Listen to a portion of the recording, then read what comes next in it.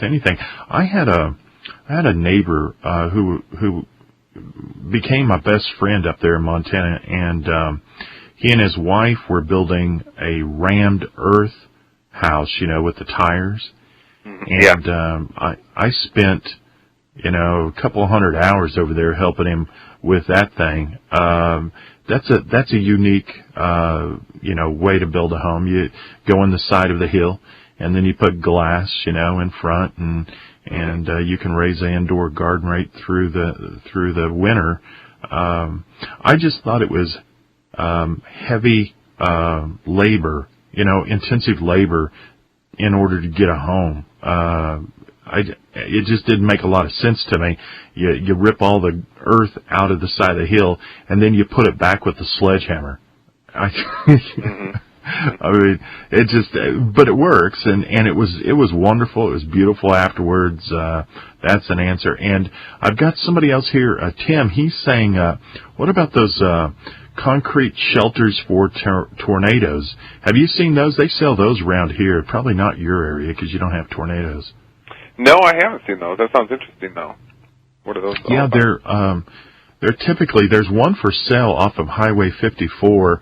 I would say they're about in width 8, or probably only about 6-7 feet wide, and then maybe 10 feet deep, and maybe 8 feet high. But then you don't put them all the way underground. The top half sticks out, and the roof is angled at a 45 degree, just so that you got a door entry there.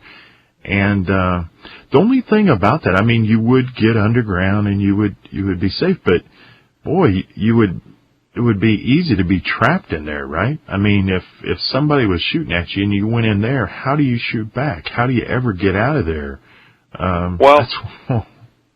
When I built mine, I thought about that a bit, and one thing I thought is just to make the thing invisible, so nobody could see it. I mean, mine looks, if you walk up to mine, you don't know, well, I don't think, nobody's ever, been up there with me. I've had friends up there to see it, but I bet if somebody saw it, they would never guess there was a house there. Because, I mean, even the door is completely hidden. It just looks like a small hill, about 3 feet high, just in the middle of this forest where there's trees. So that's one tactic. But yeah, there's only one way one way out. So yeah, you could get trapped in there. But I don't think it's really that's not really the purpose. The purpose is emergency shelter, warmth and safety, and it's secure. I mean, there's so many advantages. It's safe from, you were mentioning tornadoes. Underground home, to my knowledge, is the safest kind of home in a tornado. And so that, as far as in a combat situation, I would go with what you said last night. If who's ever got the bigger gun, anybody taking me on with my AR-15, I don't care if I'm stuck in my house or not, I'm probably going to win, I would say. Yeah, and if you're out rural, elevation and debris between you and your enemy always is a factor.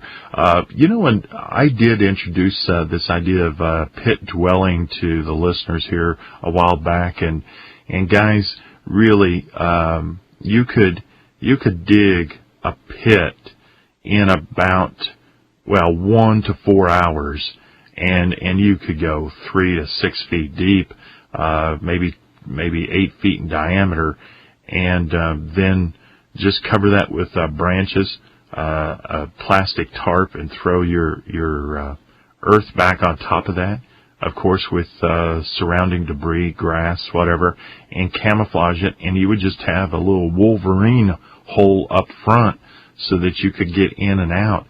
And just imagine if we ever do get invaded by UN troops or whatever happens, if you were out there and you had a half a dozen of these scattered around a 10-mile radius, you would be within a few minutes, maybe 15 minutes of one of these, to where you could instantly vanish from your enemy. So drone, planes, whatever, foot soldiers, I think it would be a very effective way to do guerrilla warfare. And that's a lot of similar to what they did in Vietnam against our American troops. You know, they dug those tunnel pits. But, you know, they would start a firefight, and then just seconds later, they would be gone. And our troops would claim for years that these guys were ghosts, you know, that they just vanished. And then finally, they started to discover they were dropping into these tunnels under the ground. And by the way, I don't know if everybody knows this. Once they realized that, they were able to detect them. How? Through dowsing. They got some good old boys down the south. There's a few books written about it. One was from Louisiana, and he claimed to have, and he's got photos. He claimed to have uncovered over 200 of these Viet Cong pit holes and tunnels, underground tunnels, just dowsing them. So that was pretty cool. Have you ever heard about that part in Vietnam War? Yeah, vaguely. I didn't know. I'd forgotten it for some time. But dowsing, that sounds pretty. I've done some things similar to dowsing, but I need to practice that a bit more. It sounds like it's just governed by consciousness. Is that right? Yeah. A lot of people try to. You know, there's a theory from everybody, and people will say electromagnetic. You know, that's the most common reason why it works, but it has nothing to do with that. It's consciousness, and you're just tapping into the universal mind, the mind of the Creator, whatever you want to term it, and you're just saying, "Hey, man, where is this?" And as long as you approach it correctly, you will be led directly there. And you know, it's map dowsing really proves that it has nothing to do with, you know, a sixth sense or electromagnetism or anything like that, because you're dowsing a piece of paper for something that is halfway across the world. So when you get up here to Kansas, Jeff, I'll share my petroleum maps that I specialize in over at the North Sea, and I think you'll get a kick out of that. Maybe we'll go out there and do a little dowsing. So, hey, so what similar things have you done with dowsing? Well, I've done. It sounds like, from what I know of dowsing, it's very similar to pendulum magic, and I've been trying to. I've discussed that on my show quite a bit.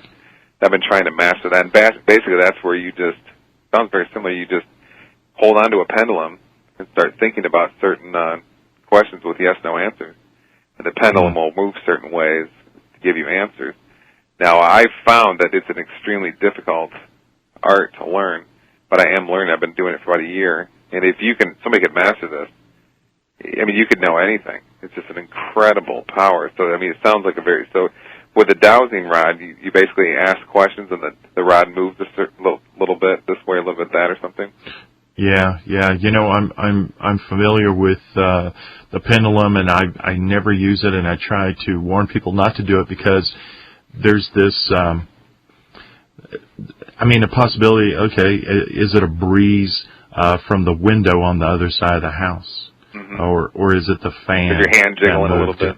Or your hand jiggling, because it's very difficult, or just your mental desire to want yes or no, right? That's been my trouble, that last point. That's right. And as soon as that enters your mind, guess what? All the 28 times that you had success before has just gone down the tubes because of that doubt. And therefore, I don't like it at all. I've got a system that is fail-proof, and it's just using rods, and it's just so quick, so easy. You know, with the pendulum, you're sitting there and it's going. You can do it several ways. You can go back and forth, or you can have it go in a rotation, like clockwise or something. You have to wait. It takes a while. With the yes,